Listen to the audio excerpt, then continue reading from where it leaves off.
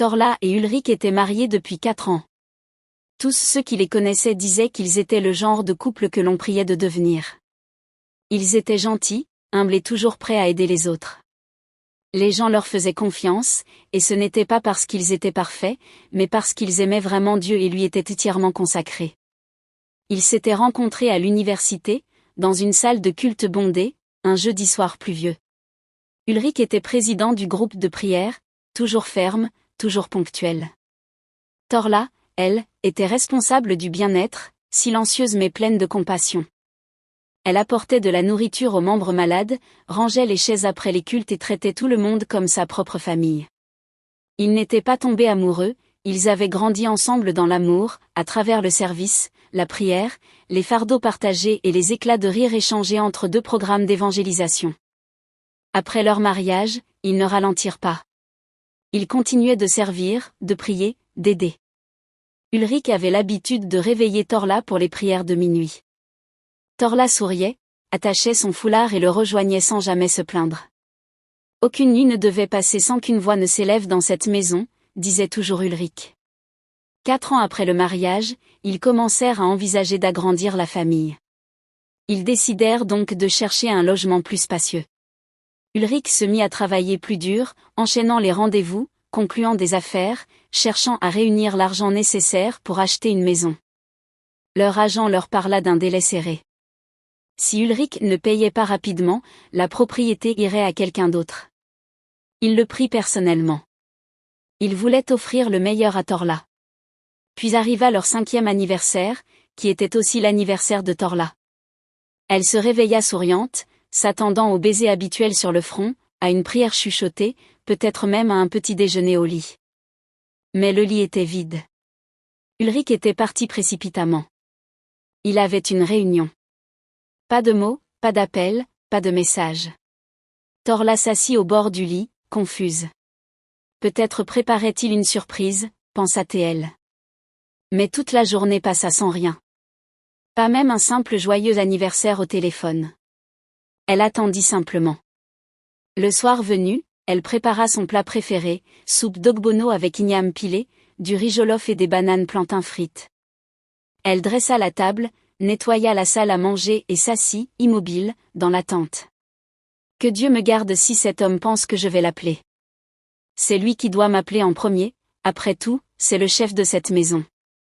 2 heures passèrent, toujours pas de nouvelles. À 22h30, elle alla se coucher. Ulrich rentra près de minuit. Sa chemise était trempée de sueur, ses épaules paraissaient lourdes de fatigue. Il entra, jeta ses clés, retira ses chaussures et alla directement dans la chambre. Il ne passa pas par la cuisine. Il ne vit pas le gâteau surprise sur le comptoir, ni les 2 assiettes dressées sur la table, ni la carte écrite à la main. Il s'effondra sur le lit et s'endormit. Torla se redressa et le regarda dans le noir. Son cœur brûlait. Comment cet homme pouvait-il dormir ainsi, pensa-t-elle. Pas d'excuses, pas un mot de regret, pas de joyeux anniversaire, pas un mot pour leur 5e année de mariage. D'ordinaire, elle aurait posé sa main sur sa poitrine et aurait prié doucement pour lui avant de dormir. Mais cette nuit-là, elle se détourna, resta silencieuse et ne pria pas. Très loin, dans un lieu invisible aux yeux humains, quelque chose se déplaça dans le royaume des ténèbres. Une assemblée fut convoquée. Des silhouettes sombres aux yeux rouges s'assirent en cercle, entourées de fumée. L'une d'elles sourit et dit « Ils n'ont pas prié ce soir ». Une autre éclata de rire. Nous attendions cette fissure depuis des années. Ils sont trop puissants lorsqu'ils sont unis. Une pensée s'éleva mais ce soir, elle s'est endormie avec de l'amertume dans le cœur. Apportez le rouleau.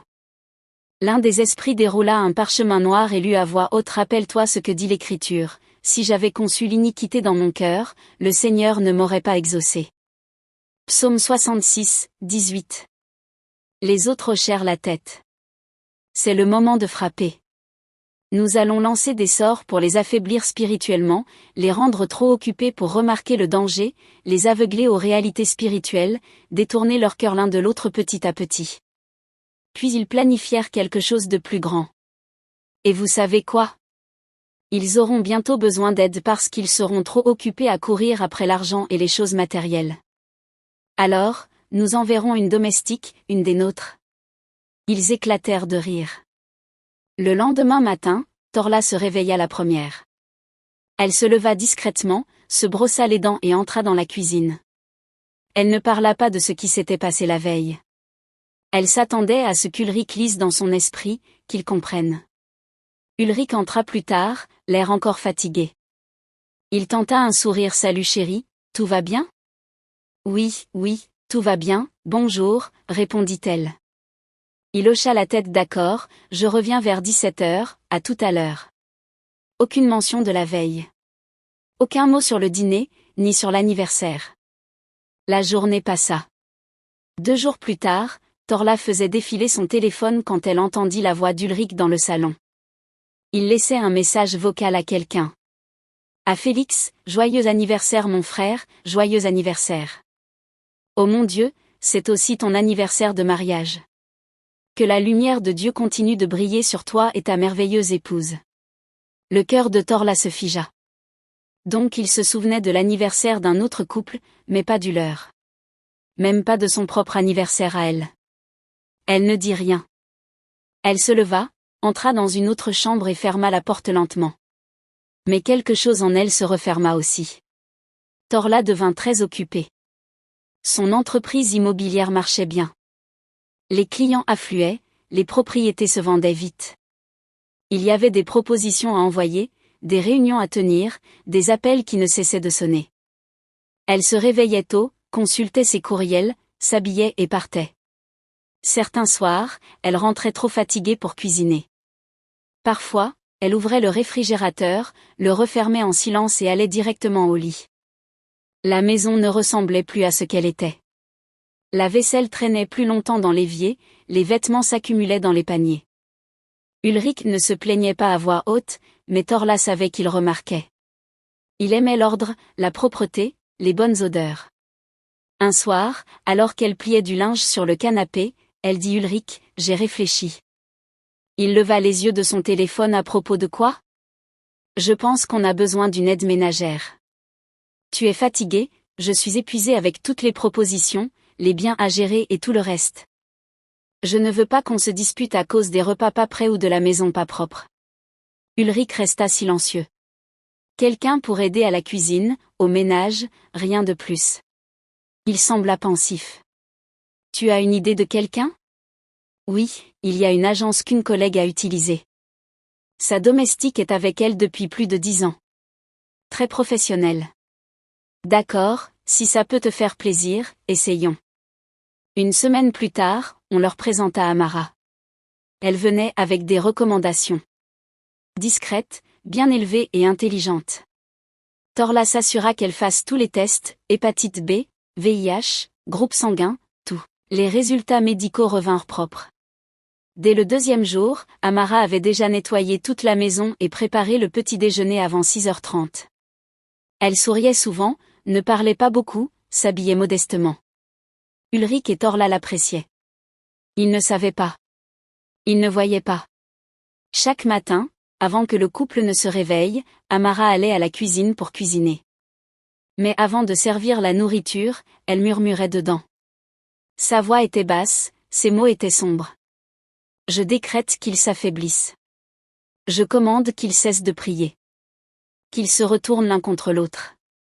Qu'ils oublient qui est le véritable ennemi. Je libère ce sort dans votre repas aujourd'hui. Que vous commenciez à vous diviser, Ulrich et Torla. Puis elle remuait le repas et le servait comme si de rien n'était. Ulrich mangeait. Torla mangeait. Il souriait et la remerciait pour l'excellent repas.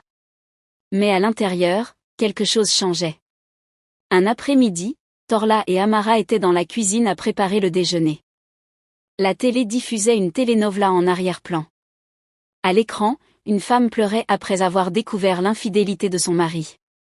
Amara jeta un coup d'œil et dit « Mon Dieu, c'est exactement comme l'histoire de ma cousine. »« Ah bon ? Que s'est-il passé ?» demanda Torla en s'essuyant les mains. L'homme était si fidèle, toujours à la maison, calme. Puis le travail est devenu intense. Il rentrait tard, partait en voyage, oubliait même son anniversaire et leur anniversaire de mariage. Puis un jour, bam, histoire de Baby Mama. La main de Torla s'arrêta au-dessus de la marmite. Amara continua en secouant la tête. La femme lui faisait une confiance aveugle. Torla ne dit rien. Après un moment, elle répondit: c'est triste. Je suis désolée pour ta cousine. Puis elle changea de sujet. Mais quelque chose était déjà entré dans son cœur.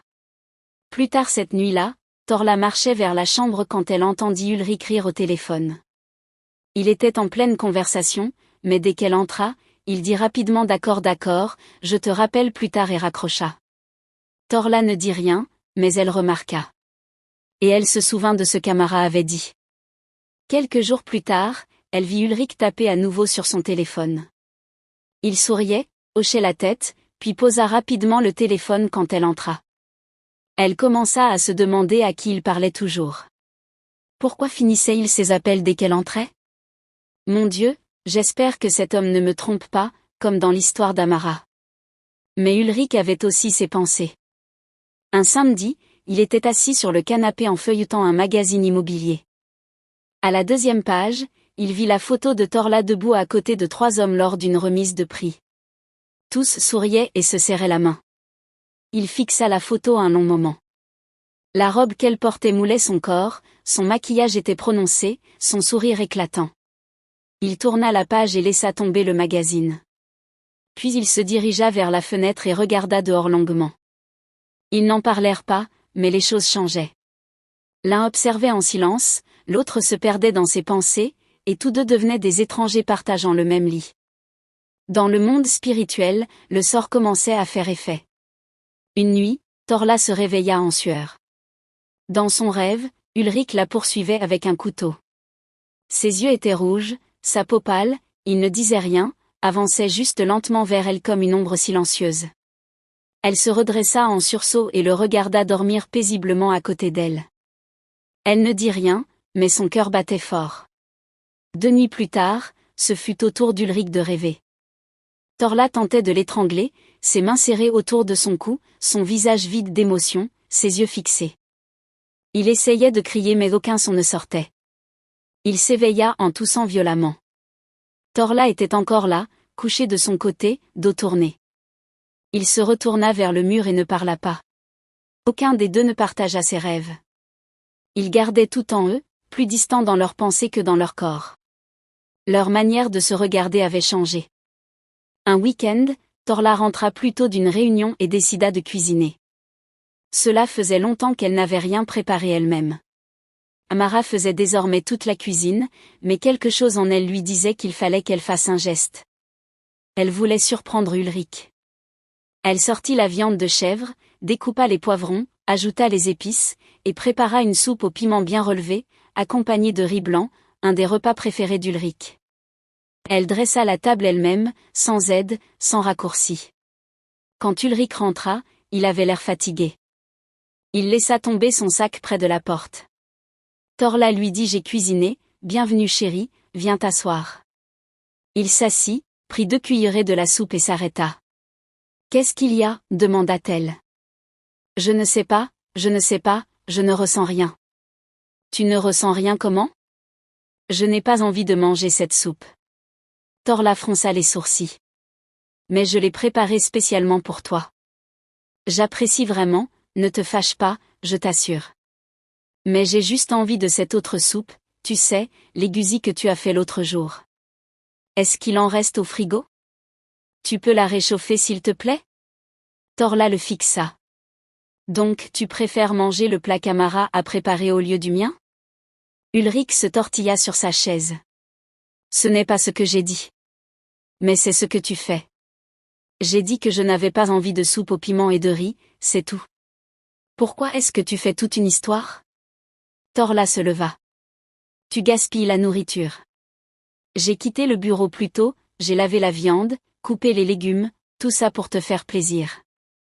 Et tout ce que tu trouves à dire c'est: je ne veux pas de soupe au piment, je veux égusi? C'est trop demander d'être un peu sensible? Ulrich soupira. Chérie, j'ai déjà dit merci. Mais je ne peux pas me forcer à manger quelque chose qui ne me fait pas envie. Ça a le goût de cailloux dans ma bouche. Ah bon? Vraiment? Tu es tellement ingrat. Et toi, tu réagis de manière excessive. Pourquoi autant de drames? Cette nuit-là, ils dormirent dos à dos. Ils ne se parlèrent pas, ne prièrent pas. Torla plaça un oreiller au milieu du lit comme une barrière. Ulrich ne le bougea pas. Chacun tenait son côté du lit comme deux inconnus dans une chambre d'hôtel. Les semaines passèrent. Le silence entre eux devint plus pesant. Puis une nuit, juste avant 3 heures du matin, Torla se réveilla avec une douleur au ventre. Elle tapa doucement sur Ulrich. Il ne réagit pas. Elle tapa plus fort. Ulrich, Ulrich, réveille-toi. Il ouvrit lentement les yeux. Quoi? Qu'est-ce qu'il y a? Allume la lumière, s'il te plaît.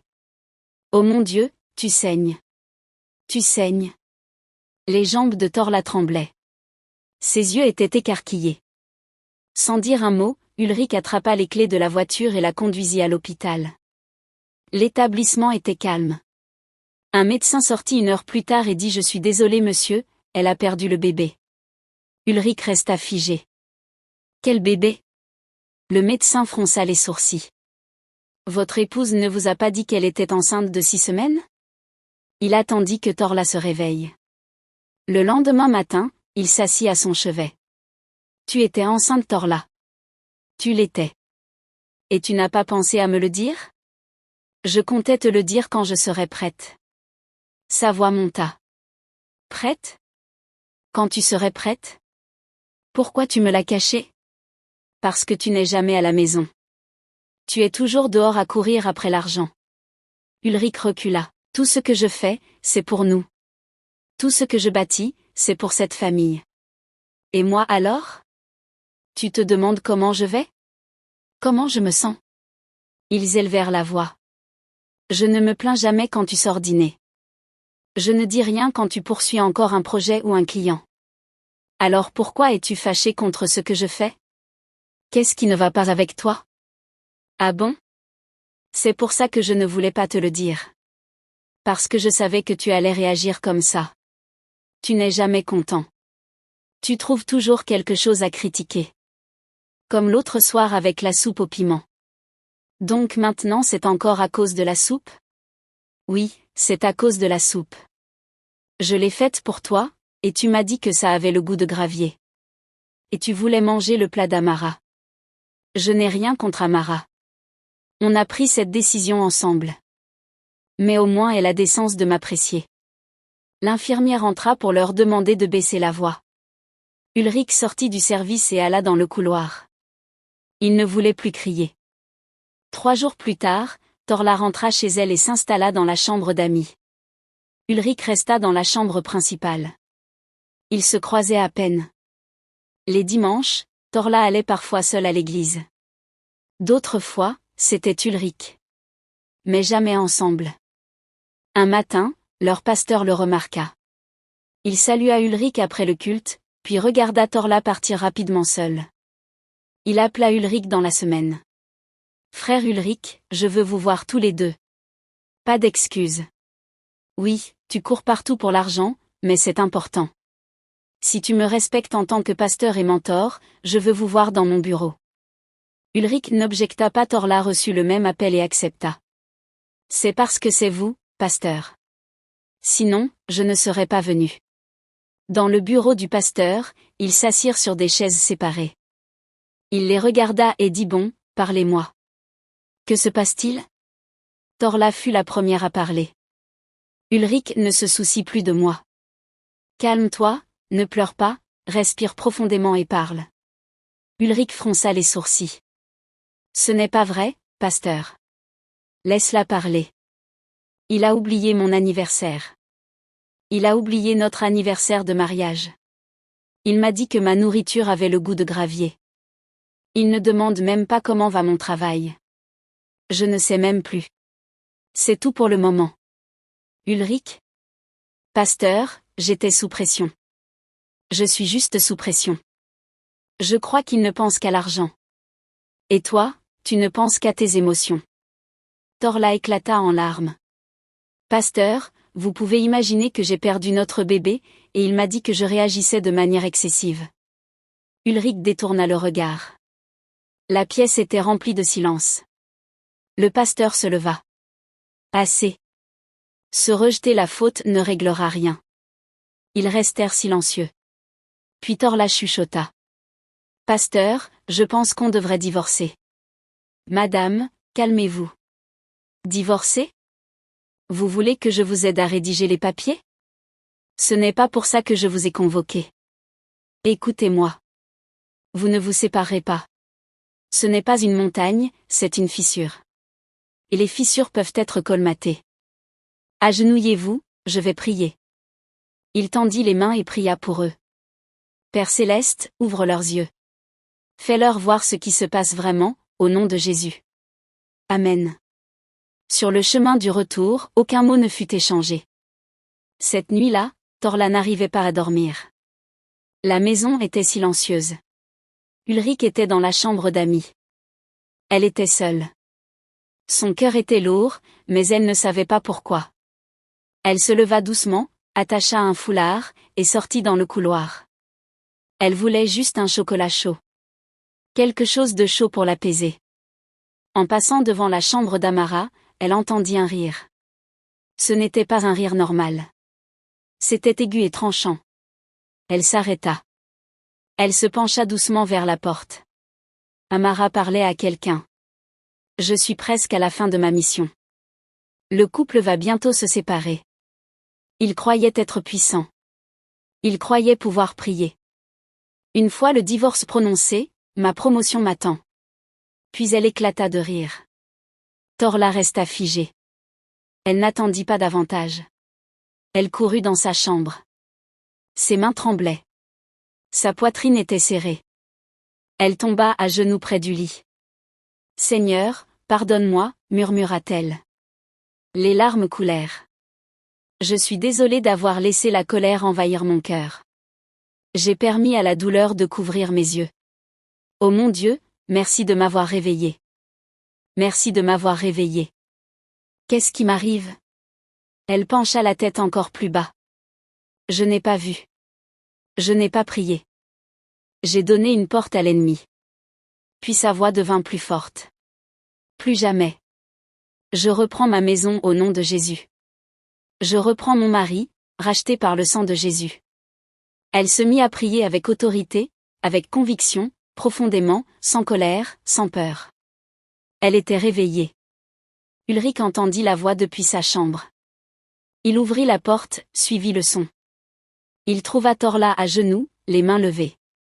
Elle ne le vit pas entrer. Il s'agenouilla doucement à côté d'elle et se joignit à la prière. Il ne posa pas de questions. Il commença simplement à parler à Dieu. Seigneur, pardonne-nous. Pardonne-moi. Nous n'avons pas vu. Nous avons laissé l'orgueil entrer. Mais nous revenons à toi. Tu as dit que celui qui revient à toi, tu ne le rejetteras pas. Leur voix monta. La maison vibra. Quelque chose se brisa dans l'air. Dans une autre pièce, Amara se mit à gémir. Elle se tenait la poitrine et tomba au sol. De la fumée s'éleva de sa peau. Elle sortit un petit bol noir de sous son oreiller, versa des cendres dans sa main et commença à réciter des incantations. Esprits mauvais, je vous ordonne de les arrêter. Stoppez-les maintenant. Réduisez-les au silence. Mais les prières ne s'arrêtèrent pas. Torla et Ulrich continuaient. Toute puissance des ténèbres, quittez notre maison. Nous annulons tout plan maléfique par le sang de Jésus. Nous chassons tout esprit impur de notre foyer. Puis ils entendirent un cri. Un cri fort. Il venait de la chambre d'Amara. Ils se regardèrent, se levèrent et coururent vers la porte. Ils l'ouvrirent. Amara était à terre, ses vêtements brûlés, son visage noirci. Elle leva les yeux vers eux, les yeux rouges. Vous, pourquoi avez-vous prié? Qui vous a dit de recommencer à prier? Elle gémissait de douleur. J'étais sur le point d'achever ma mission. Le divorce était proche. J'allais être promue dans mon royaume. Ulrich s'avança. Au nom de Jésus, tais-toi. Elle cria, mais il continua. Je te réprimande, esprit impur. Sors. Cette maison appartient à Dieu. Amara hurla plus fort. Le feu est trop fort. Elle trembla. C'est moi qui ai causé la fausse couche. C'est moi. J'ai été envoyé pour détruire votre mariage. Torla écarquilla les yeux. C'est toi. Oui, toi. La nuit où tu t'es endormi avec de la colère dans le cœur parce qu'il avait oublié ton anniversaire. Parce qu'il avait oublié votre anniversaire de mariage. Oui, c'était la porte. C'était la fissure que nous attendions depuis des années. Avant, quand vous aviez des malentendus, vous vous réconciliez rapidement. Mais cette fois, vous avez laissé l'amertume grandir. Tu as oublié que ton Dieu a dit que si tu regardes l'iniquité dans ton cœur, il ne t'entendra pas. Torla se mit à pleurer. Ulrich la tint fort. Tu as failli briser ce foyer. Je devais le briser. C'était ma mission. Mais maintenant, vos prières. Les anges sont là. Non, vous avez tout gâché. Puis elle poussa un dernier cri, plus fort que tous les autres. Un vent entra dans la pièce, les lumières clignotèrent, et en un instant, elle disparut. Torla et Ulrich tombèrent à genoux. Ils se tinrent l'un contre l'autre, en larmes. Je suis désolé, murmura Torla. Moi aussi, je suis désolé. Je n'ai pas bien dirigé notre foyer. J'ai laissé mes priorités changer. Moi aussi, j'ai laissé entrer la fierté. Ils se tinrent la main, baissèrent la tête, et cette fois, prièrent comme jamais auparavant. Pour l'un, pour l'autre, pour leur maison, pour la miséricorde, pour la force, pour la guérison. Puis ils se levèrent, prirent de l'huile d'onction et passèrent dans chaque pièce, y compris celle d'Amara. Ils prièrent et déclarèrent la présence de Dieu sur chaque recoin de la maison. Le lendemain, ils appelèrent leur pasteur. Il écouta sans dire un mot pendant qu'ils racontaient tout. Quand ils eurent terminé, il dit seulement une chose. Maintenant, vous comprenez ce que signifie bâtir un autel dans votre maison, n'est-ce pas? Ne laissez jamais les choses matérielles vous empêcher de vous rassembler pour prier. Et ils comprirent.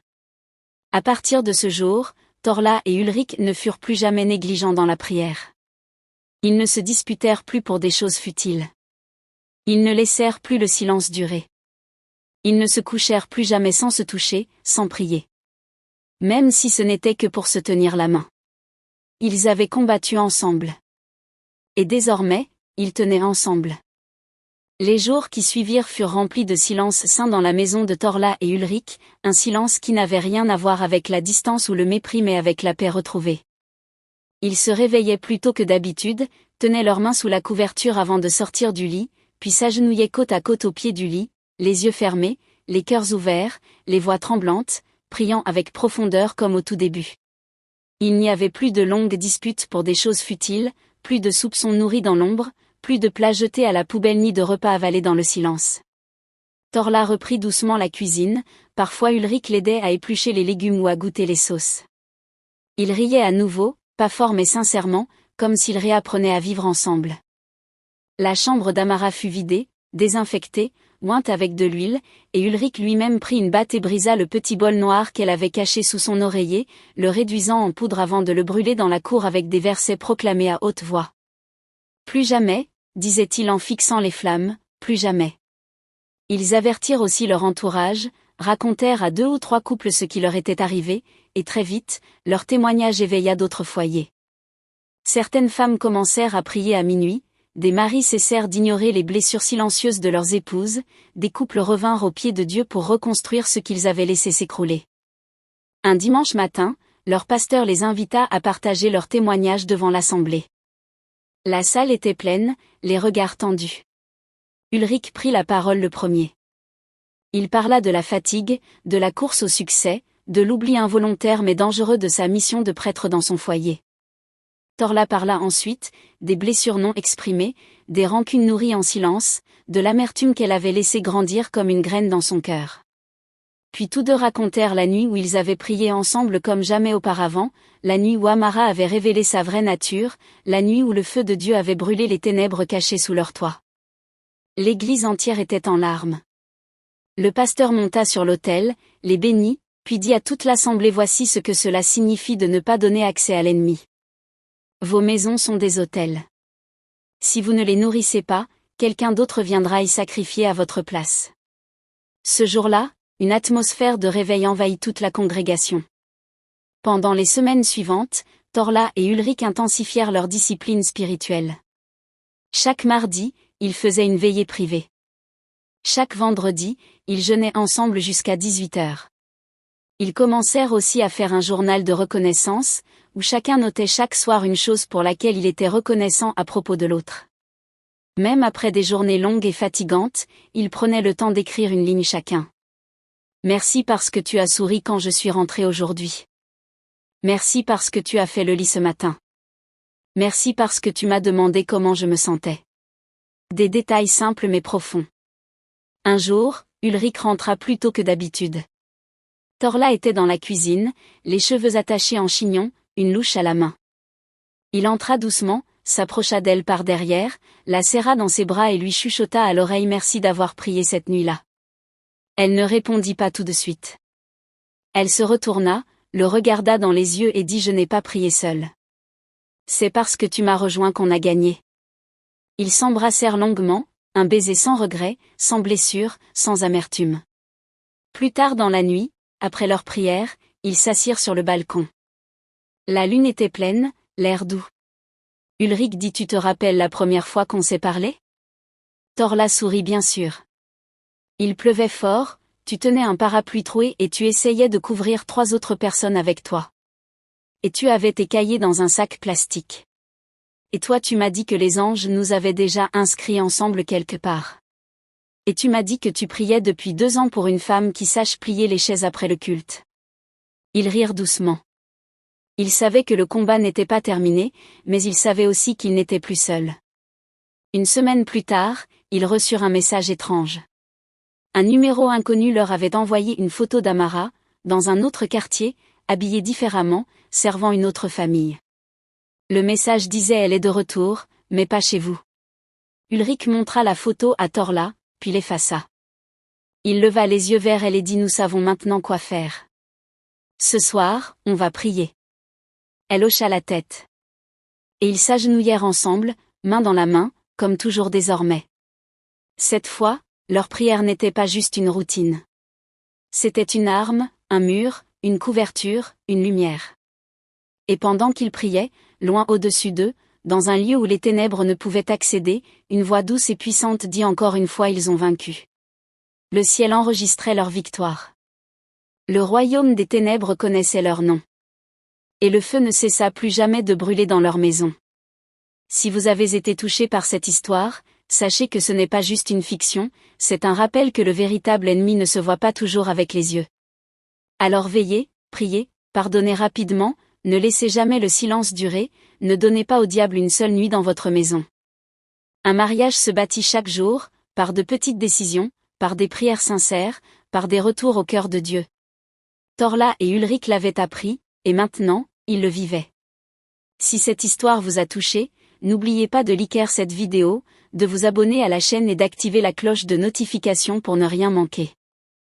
Laissez-nous un commentaire pour partager ce que vous avez ressenti ou appris, et surtout, partagez cette vidéo autour de vous, car quelqu'un quelque part a besoin d'entendre ce message. Ensemble, continuons à bâtir des foyers solides, enracinés dans la prière et l'amour. À très bientôt pour une nouvelle histoire inspirante.